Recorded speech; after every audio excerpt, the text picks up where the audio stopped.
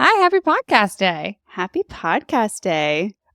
Today it's just me and Kasey. Yeah, it's just the two of us today. Allie is taking the night off, and we will miss her on this episode, but we're going to do our best to carry the team.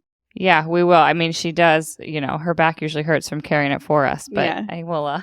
She's our comedic relief, certainly. She really is. So if you don't laugh during this episode, I'm sorry. Take you it up know with why. Allie. Yeah.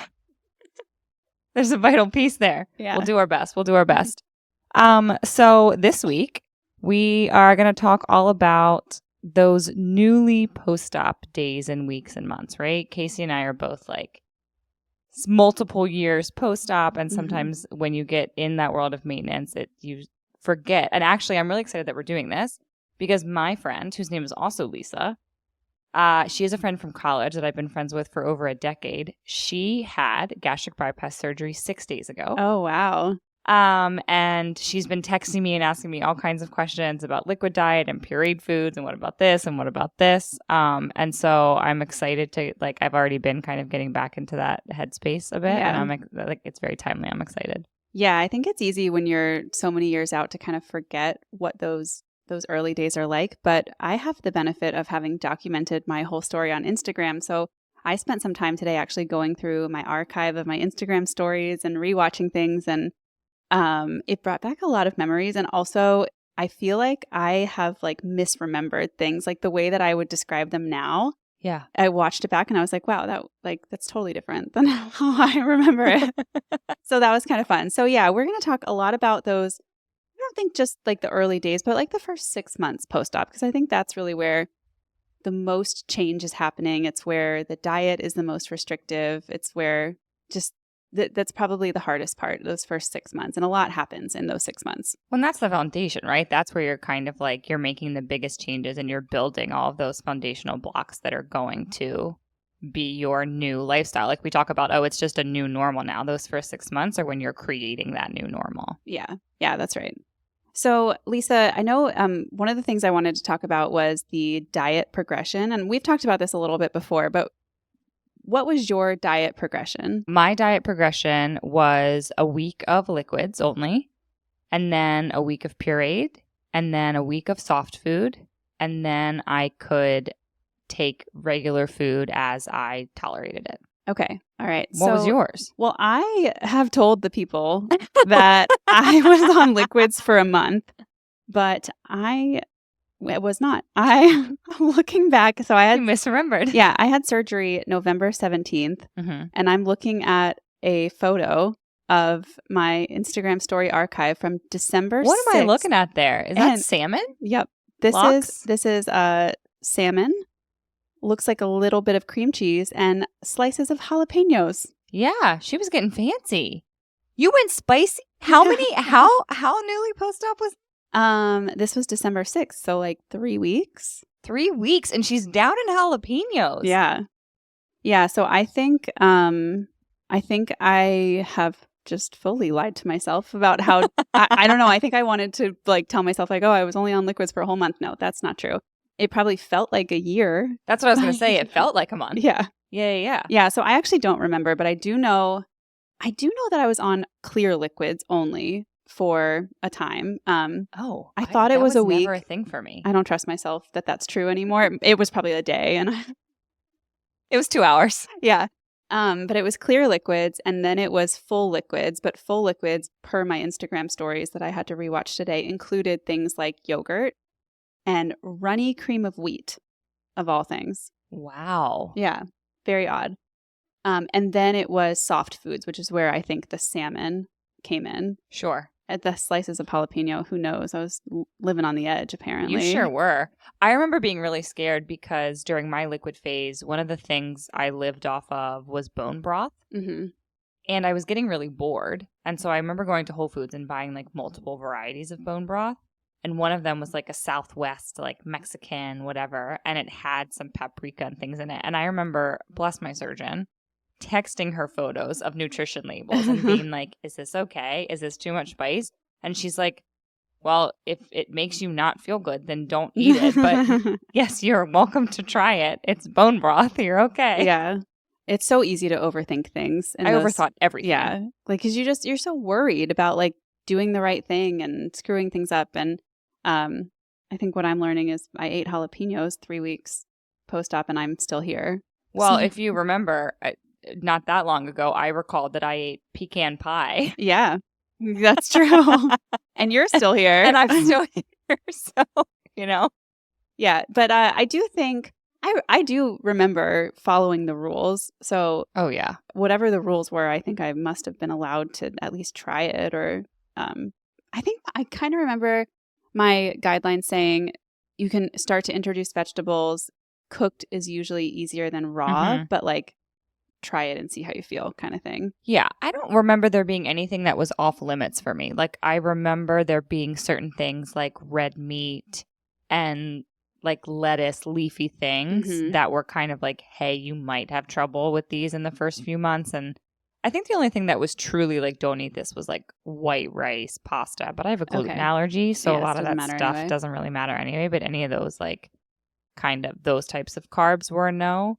But you didn't have a pureed. No purees. Nope. Can I talk about pureed for a second? Because my friend has been asking me about it, and I remember thinking like, I'm gonna eat baby food for a week. That's literally, I was like, everything I take in my mind, I was imagining like blending chicken salad, and I know, like, absolutely disgusting. And then my friend was asking me, she literally sent me a text and said, did you just blend your food or did you buy baby food? And I was like, oh no. I was out here buying baby food. And I did not have an Instagram at this time, but I do have my food logs. So I went back to my food logs to see, like, because I didn't remember. I was like, what the hell did I eat on pureed phase? And I didn't end up blending anything. My surgeon actually, scrambled eggs were okay, like really, really soft scrambled eggs. I did a lot of yogurt and cottage cheese and like chili and soups and things that were not totally pureed. Okay. There was a brief moment where I think I did applesauce and I put like flavorless protein powder in. Oh, smart. Oh, I forgot about the flavorless protein powder. That was a big thing for me early on. It was huge. I did something, it was called Isopure is the one that I used. I used Gene Pro or something. Okay. Yeah. But that I found myself putting, if I had soup or something like that, applesauce, whatever, anything that wasn't naturally very high protein. Yeah. I was adding that into everything. And smoothies, bone broth. So I found, and did you ever make the ricotta bake? Have we talked about this? I did. I struggled with acid reflux for a while. Same. And I found like anything kind of tomato sauce based doesn't work. It honestly still doesn't. So that I made it once and was like, never again. I didn't think I could have that until soft foods, but apparently I was eating that in the pureed phase, which makes sense because it's just like ricotta and melted mozzarella and sauce and whatever. I recall vividly nothing ever tasting so good in my entire life. Like Allie talks about the egg drop soup, like that ricotta bake was life-changing for a time. So did you feel when you first started introducing food, I know that feeling of like you've been on liquids for so long and you're like, I cannot wait to have my first bite of food. Because also the pre-op diet for me was liquid. So it was like a week of liquids, then however long. I thought it was a month. It wasn't. And I remember being so excited to eat food, but it did not feel good. Did you experience that too? Like that first bite of food, your stomach being like, what the heck is this? No, not that I recall. Really? No. Interesting. I mean, I remember having to go so slow. And you forget these things. I had a ton of reflux too. That was one of the things that I was like, when am I going to stop with this? Yeah. That my dietitian was like, you should have gotten bypass. That was one of those, was the reflux. But I wish I could remember now, like when it went away, but it did eventually go away. I think it just took me longer than most people for it to dissipate. And that's still today my number one. When I start burping, I get like little burpy things and I'm like, that's my fullness cue. That's how I know I'm full. So I remember it taking me like to eat one scrambled egg. I would eat like half the scrambled egg and then I would have to take a break for like 10, 15 minutes. and then eat the other half of this scrambled egg. Yeah. And now I'm like 2 scrambled eggs and some egg whites, and maybe Yeah. I'm throwing some like turkey sausage in there. Like, Yeah, it sounds delicious. So I remember very much feeling like the first couple bites of food were like, my stomach did not know what was happening. It was like the most bizarre feeling. It was kind of painful. oh, Um, were you scared? Yeah, yeah. And I just was like, it was almost like I could feel every bit of food hitting my stomach in a way that I've never felt before. Oh, I got used to it. So I have an Instagram post, day 15 reflections. And I said, can any of us through and do this deep dive, or this is just your personal? oh no, archives? I think it's all saved on my highlights. Hell yeah. Okay. So I said my stomach and incisions are not sore at all anymore. So that was good. Great. And then I said, I think my full signal is switching from being painful to feeling a little more like normal fullness. Okay. So that took about 2 weeks. 2 weeks. Okay. Yeah, which was not that many days of eating actual food. But I very distinctly remember feeling like, whoa, this is like the most bizarre feeling I've ever felt. And then it has become a more normal, like, I still feel full in a way that is fundamentally different than I ever felt fullness before. Sure. But now it feels normal. Right. At the time, it didn't. The other thing that I saw on my reflection on my Instagram stories was I had talked a lot about how shocking it was how little I could eat. Mm-hmm. So I had said, like, I measured out 3 ounces of something and I could only eat about half of it. Oh, that's cute.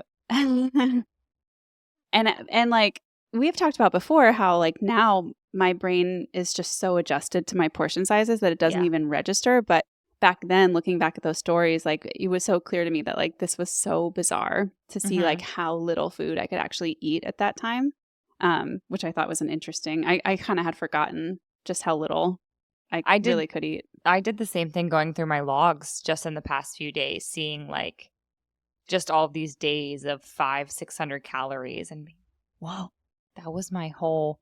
And I just remember it taking me a very long time. I remember just accepting that the second half of every meal was going to be cold if it started hot. Like I was never going to be able to eat a meal start to finish hot. And honestly, that's still kind of true. Yeah. I take bites and then I got to take a break. But see, I am a faster eater, always have been. But when I feel full, I just stop. I'm working on this because that's smart. Is it though? I don't know. They always tell you to eat slow. So well, no. They do tell you to eat slow, but in terms of when you feel full, stopping is smart. That's a generally smart thing. I think this is something I learned. I keep going back and forth between tracking, and I'm off tracking again because what I found is when I'm tracking and I've measured it out, I feel more obligated to finish it. Yeah. And whereas like my dinner last night, I portioned out what I thought I was going to eat. I got full. And instead of saving the plate and going back to it later, I just threw it away.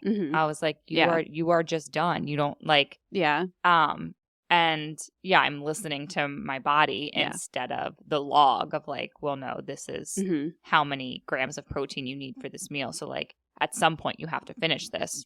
No, I don't. Says who? Why did I make that rule for myself? Like, so yeah, no, I think it's good to stop with. Yeah. I just have always felt like if I stretched out my meals to 20 or 30 minutes, I would end up eating a lot more than what I actually need. And there are definitely times I still eat frequently. So I might go back 2 hours later and eat something else. But at least I'm like, I feel like I'm eating in one sitting, I'm getting full, and then I'm stopping and like calling it a day. Yeah. Anyway, that got a little off track. I wanted to ask, was there anything in those early post-op days that you couldn't eat, not because you weren't allowed to, but because it like didn't sit well with you or like made you feel sick or anything like that? Yeah, red meat. Okay. I remember eating red meat out. I was at a restaurant and I want to say I was 6 or 7 weeks post-op and I got so sick. Like, I got the sickest I had ever been. Like vomiting? Oh, yeah, 100%. And I remember eating Indian food, Rasika, my favorite Indian restaurant in DC. How far post-op? Maybe 3 months. Okay. All right. That's a decent amount. And that also made me incredibly ill. There are like a few, I know you can't get dump, like Mm-hmm. truly dump on the sleeve. But I had a few moments where I was like, I'm sweating and I feel Yeah. dizzy and I'm like, Oh, that's this is awful. making me so ill. Red meat is the one thing I remember for sure, and rasika, the Indian food. What about you? For me, I only threw up once ever. Was it corn? It was corn. Yeah. Yeah, it was corn on the cob. It was grilled. It was like so delicious. And I honestly think I just ate too fast more Yeah. than anything. I don't think it was the corn itself. I had a few things that didn't feel good going down, like anything that was like that texture of biscuits. I know that's like so random, but it's like bread, but kind of like denser. Okay. I could not eat that and still kind of struggle to, but for many months post-op really couldn't eat Yeah. anything like that. Any vegetables that are like too dry, like roasted broccoli that's like doesn't have any oil on it, that was like no way, not happening. That makes sense. I think that's all I can really remember. But like I tolerated all meats just fine. Red meat was no problem. I loved seafood. I ate seafood all the time. Same.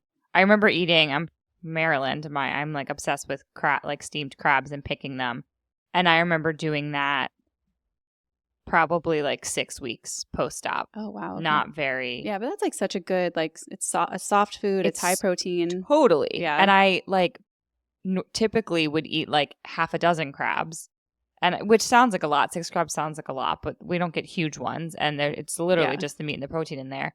And I think I was able to have like 2. Oh wow. Now I eat more like 4 or 5, but yeah, there was, and everything was temporary, even things that made me sick. Mm-hmm. Really, and the red meat eventually was fine, and now I eat red meat regularly and don't have an issue with it. The biggest thing for me was if I ate too fast. Yeah. That was something I really, really, really had to work on, slowing down. Mm-hmm. I would like literally count my chews, my bites. Yeah, they always say to do that, and I was like, I tried it once, and I was like, this is the worst thing I've ever done. I'm not doing this. I did it. Yeah, I don't blame you. I did it in the beginning, and I couldn't tell you the last time I did it because I'm like, I can't. No. I was so scared. I'm an overthinker already. I have anxiety, and I was so convinced already that this was not going to work for me, and that I've messed everything else up. So I'm certainly going to mess this up somehow. So I was so careful. And I think I definitely mentally messed myself up a bit in like overthinking it. Mm-hmm. But I do think it is important to be careful to an extent. You know what I mean? I think there's a healthy amount of maybe not fear there, but just like this is a big deal. And it's a huge change, and like I remember going to a bariatric surgery consultation. It was the surgeon in the DC area that I wanted to pay out of pocket for, but it was too expensive anyway. Oh yeah.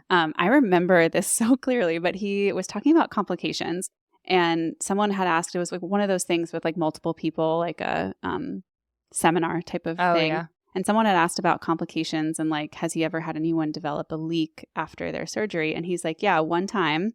And the guy had surgery, got on a train, went somewhere out of town, and stopped at KFC like 2 days after surgery, and literally caused this complication because he ate what he wasn't supposed to and probably too much of it. And that I never forgot. So I was like, okay, I like just don't break the rules, and like because you don't want to get a complication, and especially because I'd gone out of the country, like I was super paranoid about that kind of stuff.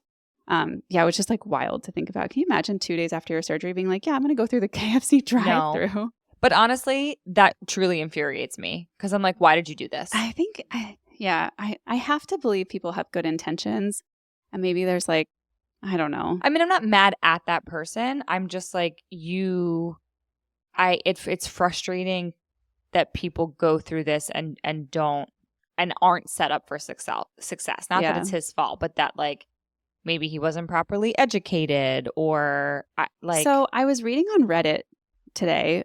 This is such a tangent, but it was a Reddit thread on someone was talking about how GLP-1s like Mounjaro didn't work for her. And it was just like a PSA, if this is you, like, you're not alone. I've been on this for a year and I've only lost 20 pounds. And like, I thought I was going to lose a lot more. And I think she was like 350 pounds. So like 20 pounds wasn't a lot. Right.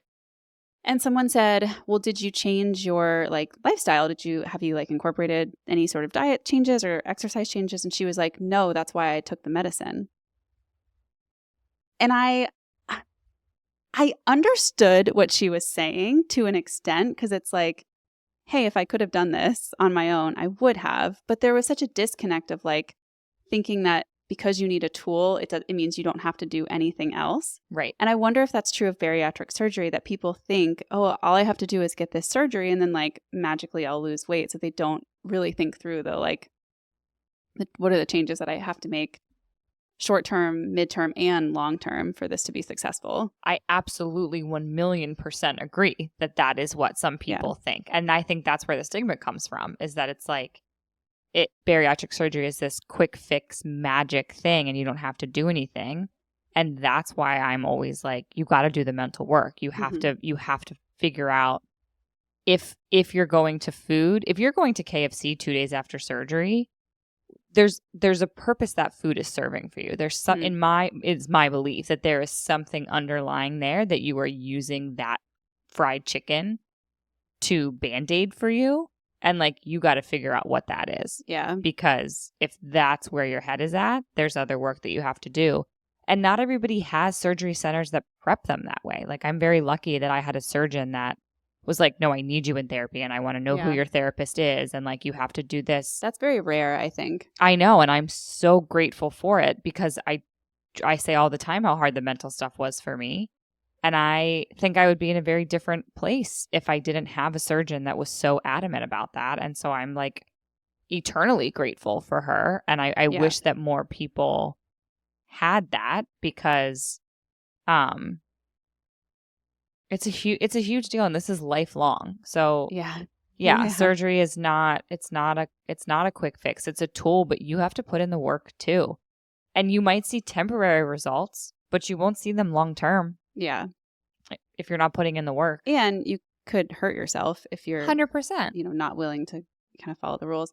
I want to wrap up this food section, but I want to get just some quick tips and tricks, anything that like helped you with the nutrition and food side of things.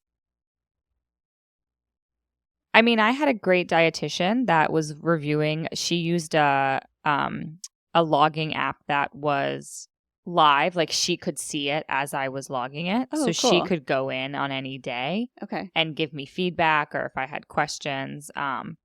And I think setting timers was really important, especially in that very newly post-op, those first few weeks. Mm-hmm. If I did not stay on top of my alternating hydration, protein, I couldn't catch up. Yeah. There wasn't there's just not enough space. So it was so important to start my day off and make sure that I was consistent throughout the day, and I would set timers for myself. Yeah. Because I'd be like, it's time to eat, but I'm 3 ounces behind, and now what do I do? And navigating the timing and all of that. And I think for me, everyone's different. For me, variety was really important. I know that I get bored with food really easily. And so it was important for me to have good variety. Mm-hmm. Something my dietitian had me do that I think is helpful for anyone having surgery is, prior to all of those phases, she had me do a couple things. One, before I ever had surgery, she had me find out what were the protein things that I liked. What was my favorite shake? What was my go-to powder? Wow, smart. Was there a protein water that I liked? And some people say there are things they drank in the pre-op that then post-op they hated. So it's no guarantees. But she was like, the last thing you want to do is be home and needing to get this protein in and find out that you hate what you bought. Yeah. So she was like, try it all now. Yeah, try smart. all the things, find out what you like. So I definitely recommend that. And then the other thing she did, it was part of my homework and surgery prep, was listing out 3 to 4 things that I planned to eat in each of those phases. What were 3 to 4 go-tos going to be during puree, during soft, what were meal options? Yeah. So that when that time came, I wasn't like, oh crap, pureed, now what? Yeah. I had done the prep work on the front end to know what what I thought was good. My surgeon also recommended, there's a bariatric cookbook. I want to say it's called like the Complete Bariatric Cookbook or something. It's where the ricotta bake comes from. And they very easily, every single recipe tells you if you're on pureed, this is how you do it and this is how much of it you have. If you're on soft foods, this is how much. Nice. And this Okay. is how it takes you through each progression. And so I thought that was really helpful too. And also just connecting with other people and seeing what other people were doing was inspirational. And if I was struggling, having other people that I could reach out to. And I also got great ideas of products to use, like Fairlife shakes I'd never heard of until people on Instagram were talking about it. And that ended up being like a go-to for me for months after surgery.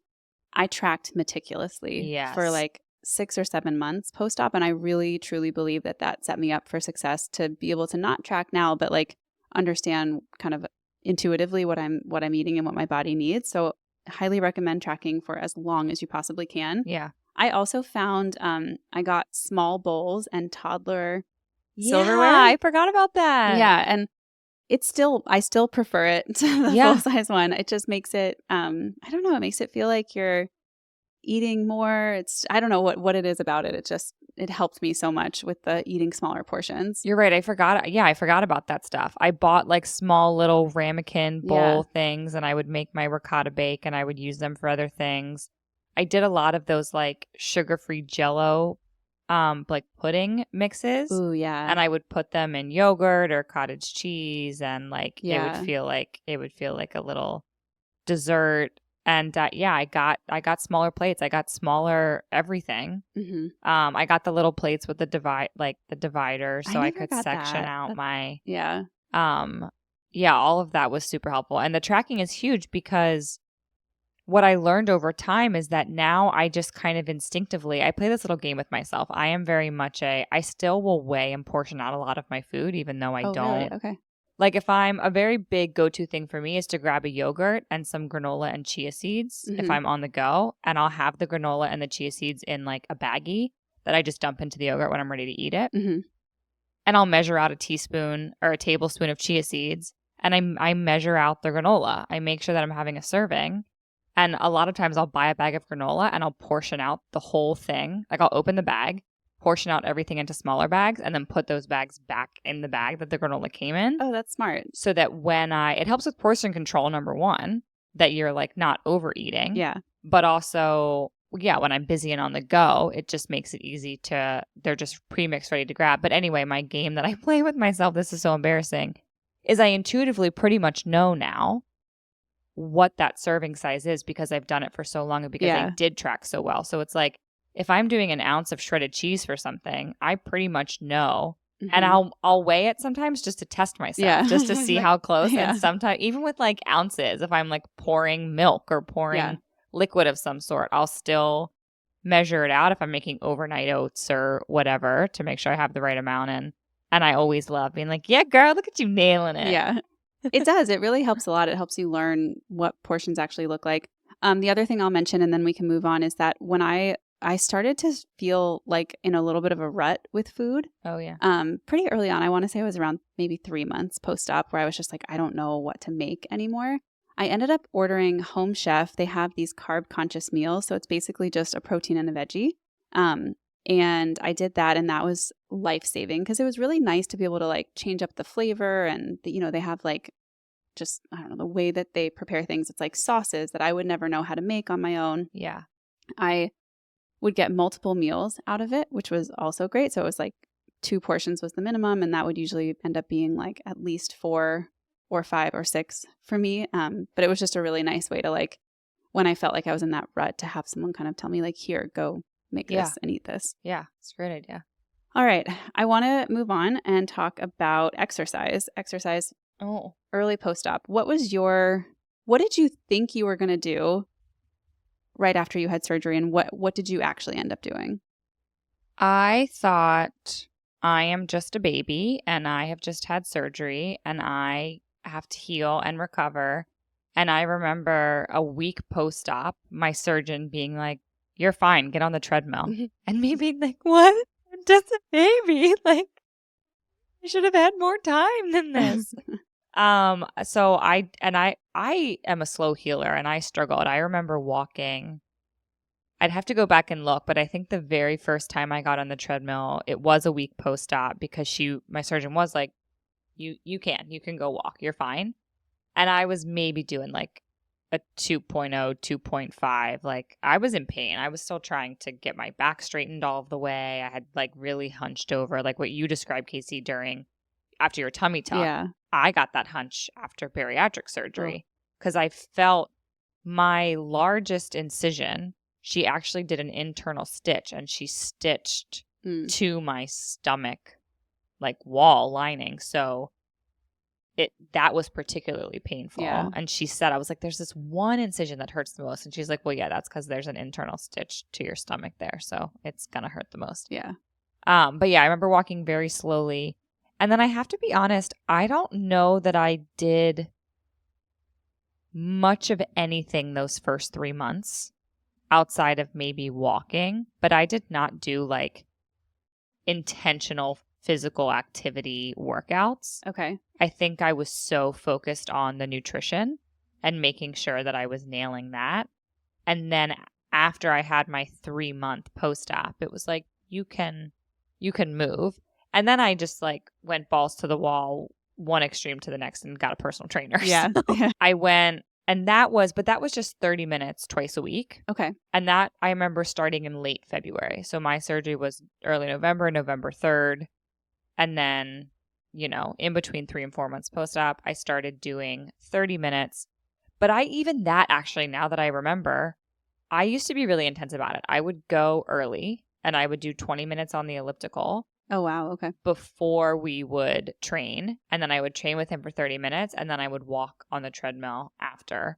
And I don't do that now. I'm like, I train for an hour now and I don't train at all anymore. But I eventually stopped doing that. I think I had this mentality that like if I wasn't on the elliptical, I wasn't working out because that's all I had ever done. Yeah. And then I got ClassPass and I started slowly incorporating. I did a dance cardio class once a week. Okay. So I started with just the trainer, then I added in dance cardio. So and this was like around 3 months post-op? Probably 4 at this point. Okay. Yeah, I would say 4. And then I just kind of increased it from there. 2 to 3 times a week. Mostly it was 2 sessions with my personal trainer and then my dance cardio class. And that was my physical activity 3 times a week. And I felt good about that for a while. And then I slowly started to incorporate. And then I think I met you and you were like, let's run. And I was like,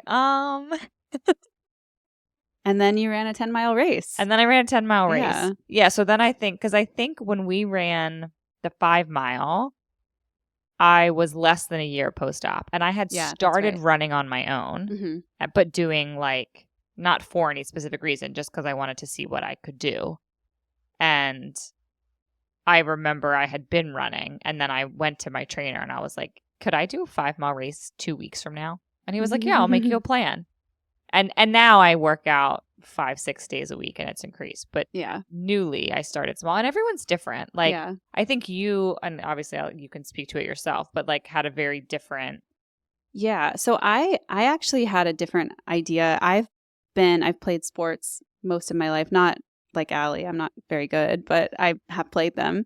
And I've always been very active. So in my mind, like I was going to hit the ground running. I was going to like be super active. And I can remember, so I did start walking pretty quickly after surgery. I looked at an Instagram story today where I think I was like day 8 post-op. And I was like, oh, I just got back from an 1.5-hour walk with Lenny. Baby. So I definitely started with walking very early.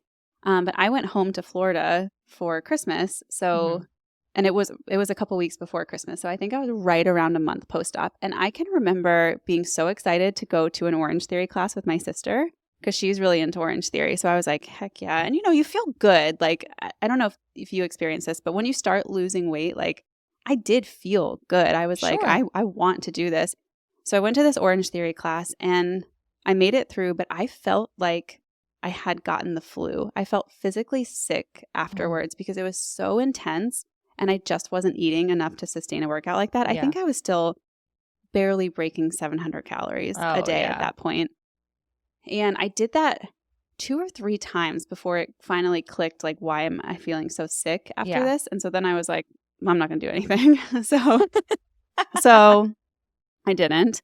I just walked. And that's really all I did for the first 6 months post-op outside of those couple of Orange Theory classes that I tried. But I did walk a lot. I would walk like at least minimum 3 miles, usually more like 4 or 5, 6 miles. Impressive. So I walked a lot in those first 6 months. And then I decided I like needed a goal to work towards. And I have never run in any sort of race in my life. I've never been a runner. I can remember like being a kid playing soccer, and you had to run around the field like 2 times as like a warm up. And like I physically couldn't do it. Like I couldn't even run twice around the field. So running has never been my thing. And I think I just thought like this would be a cool, I don't know, accomplishment to say that I can run. So I signed up. This was I think I started in like June. Sure, we'll say June. I decided I was going to do this, and I signed up for a 5K race in September. So I gave myself plenty of time to train for this 5K. Downloaded a Couch to 5K app, and I did it religiously. And it was the kind where like if you felt like a run was too hard, you would do your run and then you would rate it, and you would say like, was that too hard, too easy, just right? And if you said it was too hard, it would like give you a different workout kind of optimized for you. Oh, cool. So it took me the entire summer. It's supposed to be like an 8-week program, and it took me the entire summer because that's fine. So many times I was like, that was way too hard, definitely too hard. And I can remember like, so many moments of being like, I ran for 5 minutes without stopping, or like, and then when I ran for 30 minutes without stopping, it was like, hold the phone, call the press, like alert the authorities. I am amazing. And no one is better than me. It was incredible. And then I ran that 5K race. And then that was basically like my first year post-op. I did start working out with a personal trainer towards the end of that time frame because I didn't really know what I was doing in the gym.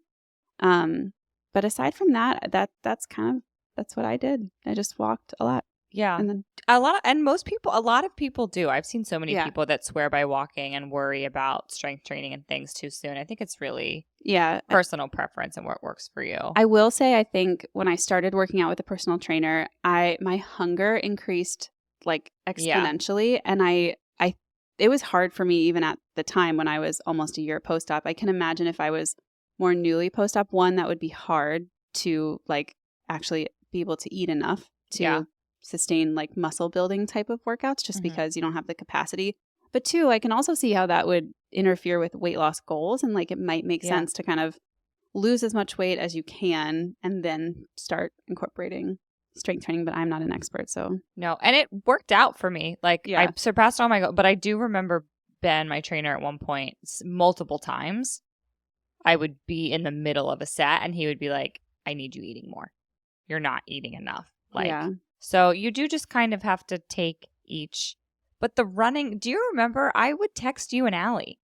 What, like guys, I ran 5 minutes. I did 9 minutes without stopping. You are much more focused on pace though, I remember. Was I? Yeah, because I've never focused on my pace at all. I was just like, I'm running and like, that's incredible. Like my feet aren't stopping. And I remember you being like, oh, it was only like a 12-minute mile or whatever. And I'm like, who cares? You ran. Yeah, that is fair. But I do remember like the first time I remember 5 minutes. I remember 15. I remember 20, and just being like, this is amazing. Yeah, it's crazy. It's a crazy feeling when you've never done it before. And now the even crazier thing is that I could sign up for a 5K and run it tomorrow. And while it probably wouldn't be fun because I haven't been training for it, I know I could do it. And like that is mind-boggling to me that I just know like, yeah, I can do this. It's also very fun. I think I was never very active, and it's really fun now that like I don't get scared to try things. I'm excited to see because I feel it's not that I didn't enjoy them. I didn't feel capable. Or even like I remember crying in a yoga class because my body was in my own way. Yeah. And I couldn't do the things I wanted to do. And it's like now I'll have times in bar where we're stretching and I'm like, I do this stretch. Yeah. My body can bend in this way. Like, this is so incredible. And just having those moments of like knowing how hard things were before and how capable I now feel is like, it's incredible. It's embarrassing, but like I used to struggle to even tie my shoes. Like I would get like out of breath trying to like lift my leg up to my chest because I think, I don't know, your stomach is in the way. And it's just even getting up off the floor sometimes was hard. Like all these little things that you don't even I would realize. be embarrassed because like I would notice the people that could get off with the floor with just their legs. Like they'd be sitting with their legs crossed and they could just get up. And I'm like rolling over, hands underneath you, and you're huffing and puffing, but trying to like make it look smooth. And I got to use both hands, and like one's pushing me halfway, and then that. I always focused on that of like, how are they getting up, and are they going to see how I'm getting up? Like way too focused on that stuff. Yeah. And now, it's really nice. Even like I'm about to go on a hiking trip, and we're looking at hikes, and I'm not looking at these hikes I'm looking at them like I'm excited to challenge and push myself. I'm not looking at them as like, oh, I'll never be able to do that. I won't be able to keep up. I won't and that's Yeah. The best. And also like, I think we've talked about this before, but I find so much freedom in knowing that like, if I can't physically do something, that it's okay for me to say like, I can't do this. And no one's going to be like, oh, there's that fat girl slowing us down again. Like I went snowmobiling, which is not a physically exerting activity, but like I was nervous and I'm cautious. And so I was like this last one in our group. And it like, I think in the past that would have been really embarrassing for me. 100%. So it's like, oh, that fat girl can't keep up with us. Yeah. And now it's just like, no, I'm doing what I'm doing, Yeah, we've definitely talked about this before. Just like I'm terrible. I'm not great at pickleball. Like, yeah, exactly. But there's, it's not attributed to it's not like, oh, the fat girl can't play sports. Exactly. It's, I just don't have good hand-eye coordination. And yeah. No size is going to fix that. But just not feeling like you're the weak link or you're the one holding everyone back anymore. Yeah, no, it's nice. And everyone, I do want to say, like, everyone's timeline is different. I remember my dietitian being so excited for me at 3 months. She was like, at 3 months, you're going to be filled with energy. You're going to be like wanting to do so much physical movement. Like you're just going to be flying and so excited. And I remember going to my 3-month post-op with her and being like, I don't feel it. And she was so disappointed. And I felt like I had failed. Yeah. Like, why don't I feel this? And I did. It just took me a few more weeks than other people. So like everyone's timeline is different and how you choose to move your body. Ultimately, we all got to listen to our own bodies, right? Like, Kasey, you were feeling too hungry. You were feeling too dizzy. You were feeling nauseous. Like we all just have to navigate and find what works best with us. And I also, I don't know that anyone's asking for advice, but my advice would be to start small. Pick one thing, start it, and build on it. I think one of the biggest mistakes we've all made in all of our like weight loss attempts is that it goes from 0 to 60. That it's like we set these lofty goals of like, okay, well, I don't work out ever, and now I'm going to be in the gym 6 days a week. And it's like, that's not realistic and sustainable. And you're going to burn yourself out. Exactly. Trying to do it all at once. And it's just, you have to build those habits. So find what, that's why I did ClassPass. Find what works for you. I tried a bunch of different stuff to figure out what it was that I liked doing. Mm-hmm. And that's how I found bar. And now that's what I do all the time. Yeah. So I wanted to get into some questions that people asked. I thought there were some good ones. Okay, so one of them is around how do you deal with not comparing yourself to other people? Well, you don't. You don't get around that. Yeah, this is a tough one, and I go to therapy.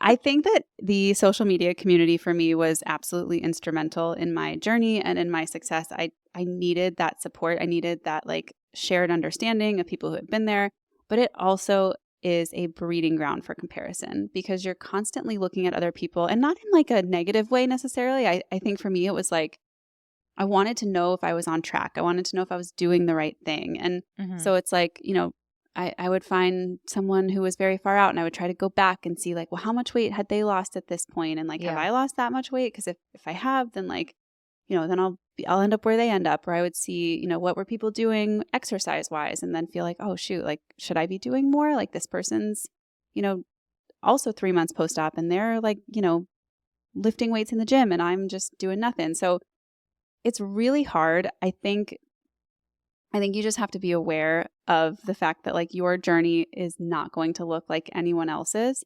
And you should and you can use social media as a source of inspiration and ideas and information sharing. But nobody is ever going to have the exact same experience, outcome, any of it as you. Yeah. Yeah. And I mean, honestly, the biggest thing I learned that was helpful for me, you have to catch yourself when you have those thoughts.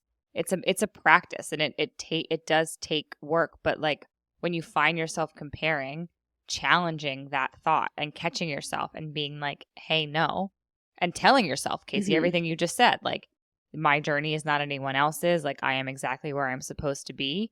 And when you find yourself having those comparative thoughts and you catch them and you reframe them and remind yourself, the more you do that over and over again, your brain will start to default to that and not be bothered and worried by what other people are doing, because you know that you're doing what you need to be doing. Yeah. That was, you can't avoid the comparison. It's there. It's a matter of like, what do you do with it when you notice it pop up, and how do you pivot and turn from there, I think. Yeah, absolutely.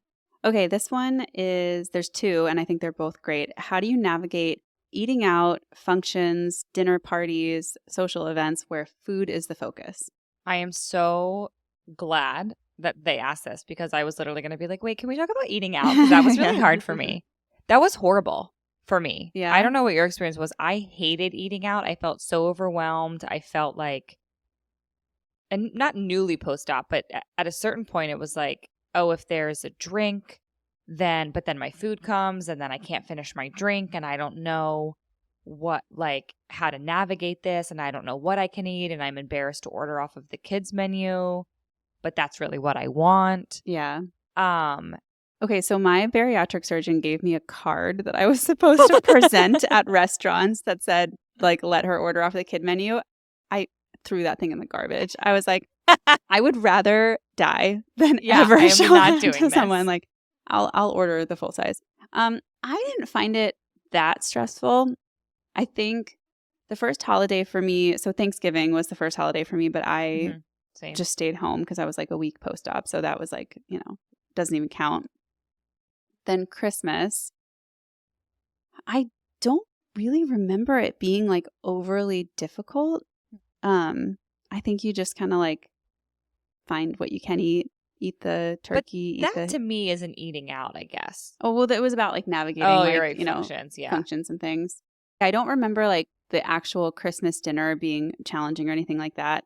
Actually, yeah, we made my brother-in-law is a fantastic cook, and he made this really nice cut of prime rib. And so I basically just ate the prime rib, and I think I had like the tiniest bites of little sides, maybe like potatoes or something. Yeah. I do remember we had my aunt and uncle over one night. We ordered pizza. And I remember saying like, I don't know that like this is going to work for me. So can I have something different? And I think what I ended up doing was getting a pizza with a protein on it and then just eating like the cheese and the protein. So you do have to kind of advocate for yourself if there's something, because like there are going to be things where you're like, that just doesn't work for me. And you have to be willing to say that. And fortunately it was with my family, so I didn't feel uncomfortable. I don't think I ate out for a while. And I also wanted to say I did not drink alcohol for a very long time post-op, which I think took out so many like variables of what would be challenging, like the ordering a drink and then ordering food. Like I didn't have to worry about any of that because I was like, I'm not going to do that yet. But my first memory of really going out to eat where like it was awkward was restaurant week, and they have like a set menu, and it was so much food, and I was just like, I know I'm not going to be able to eat all this, so I just asked if I could order off the regular menu, and I just ordered an appetizer, and it was great, and like the world kept spinning. So yeah. I mean, I think I have something I have said before, and I truly believe is that having bariatric surgery has forced me to put myself first in a way that I never have in my entire life. And you're right. You absolutely have to be able to advocate for yourself and just the more exposure therapy, the more you do it, the less scary it is. Like I did order off the kids menu. I would do it all the time. I loved going to places like Nando's because there's a QR code at the table and I could just scan it and order what I want and they bring it to the table and you don't have to worry. I was trying to date at the time. So that was really challenging. Like I was embarrassed about ordering off the kids menu and I was like, I think my therapist was like, when you control the narrative when you aren't hiding it and you're not like, if you just own it and you step into that space and you're like, yeah, I'm gonna order off the kids menu, you're welcome, my meal's gonna be cheaper and you're paying, so and if they're not, there's no second date, right? Like you are welcome. So it is just a matter of becoming comfortable, and this is a huge learning process. You are literally relearning how to eat, what works for you, what doesn't work for you. Almost nothing is the same. So it's just giving yourself grace and patience and taking the time to figure out what does work. And I think something too in terms of events and functions, you have to be able to plan ahead and over prepare. I remember the first time I traveled. Yeah. I brought way too much. I brought more than one human could ever need.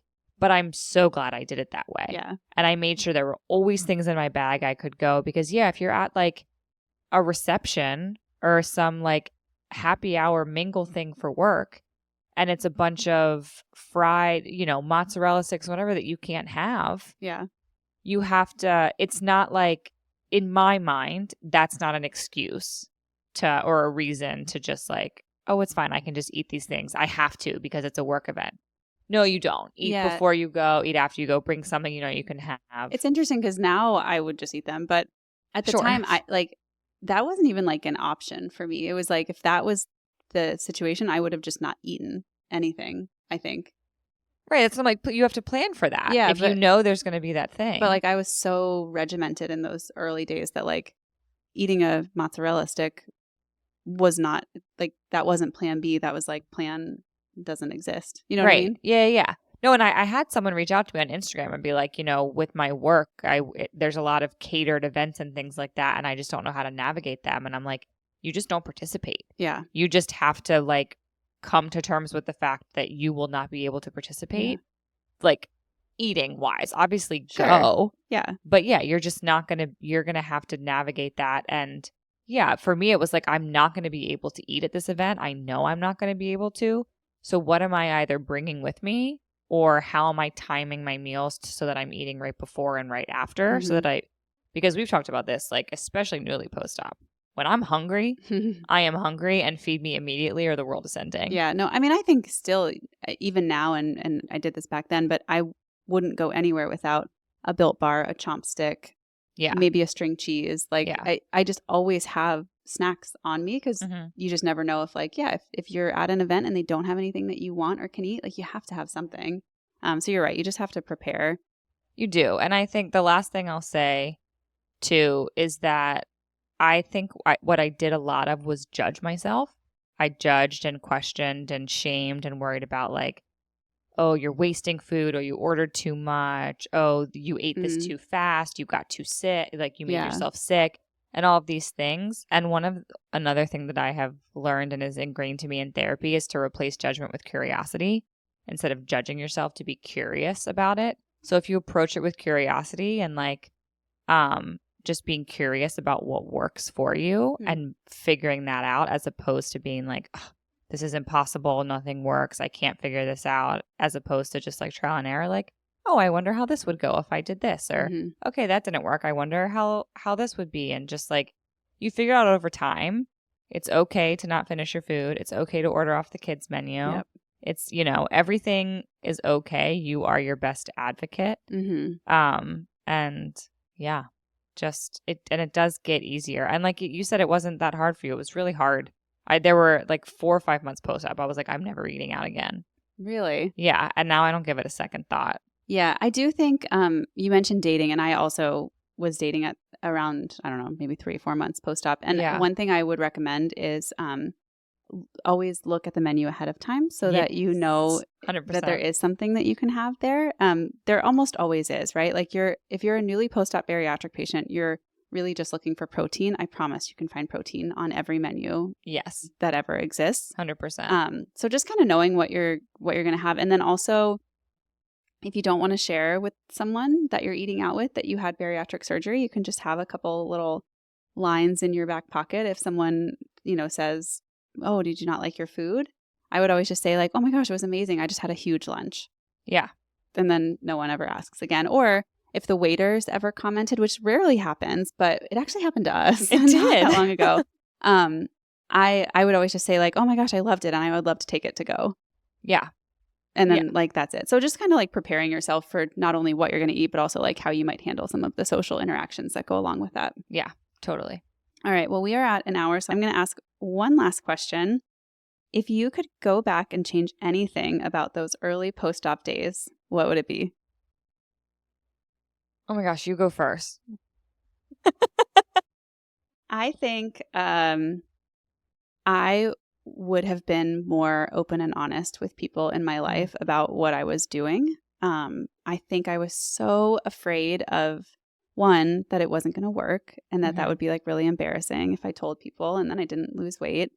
And I think I was also afraid of the like judgment and the stigma. And I know we've said this before, but like it was almost like I was afraid to say like, I was so fat that I needed weight loss surgery. Like they couldn't see it. You know what I mean? And so I didn't tell really anyone at all. And that, I think I missed out on a lot of like potential support from people who really cared about me. And I also created situations of like awkwardness where like, people didn't know what was going on and they would just see me rapidly losing weight and they would worry and say like, well, is she okay? And yeah, I think I just should have been more open about it with people. I think that would have made things better and easier. I'm curious, and maybe we've talked about this already, but with you having surgery so soon before Thanksgiving, how did you explain that to your family that you weren't going to be with them for Thanksgiving? I think I'd have to ask them if they even remember, but I think I might have said that I had a work trip, which was my trip to go have surgery, and I couldn't come home that soon after a work trip or something. I don't know. Yeah. Okay. I think we've kind of answered this question before. I remember you giving that answer about being more open, and I'm pretty sure my answer was the one thing is that I would work on establishing a trusting relationship with myself sooner, pre-op. And because my answer is that in those early post-op days, I wish I would have just trusted myself more. But that's not just a switch that you flip and you decide like I'm going to trust myself. It does require work. But I second guessed everything. I didn't, again, it's that like always thinking everything it's going to fail. I'm doing it wrong and second guessing every single thing I did. I wish I didn't second guess so much and I just kind of leaned in and trusted the process and trusted that I was following directions and rules and I was doing what I was supposed to do and that was enough and that it was all going to be okay because it was all okay. Yeah. It is. It all works out. It all absolutely does. Yeah.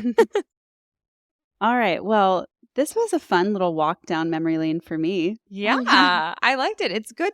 It's really easy to forget all of those things the further out you get. And it's like, because this is life now. But we did those things. We did. Yeah. It's amazing. Sure, not in the way that I remember them. I didn't. Clearly. I know maybe this whole conversation was a lie. If you want to fact check me, just go look at my Instagram highlights. Do a deep dive down the down the highlights. Well, yeah, and thanks for anyone that sent questions, and of course if you have any other questions, if you're newly post-op, if you're in those early days, if there's something we didn't cover, something you're curious about, that you want our opinion on, you can always reach out. You can DM us on Instagram. We are there at Former Fat Friend Pod. I am at Leaning Into Lisa. I'm at Maintaining Kasey. And Allie is at Allie's Losing It _RNY. And we have full video podcasts too now. So We do. you can subscribe on YouTube and watch the full video version and see us look like fools. You can see it instead of just hear it. Yep. And the end. We'll see you next week. Yep. See you next time. Bye. Bye.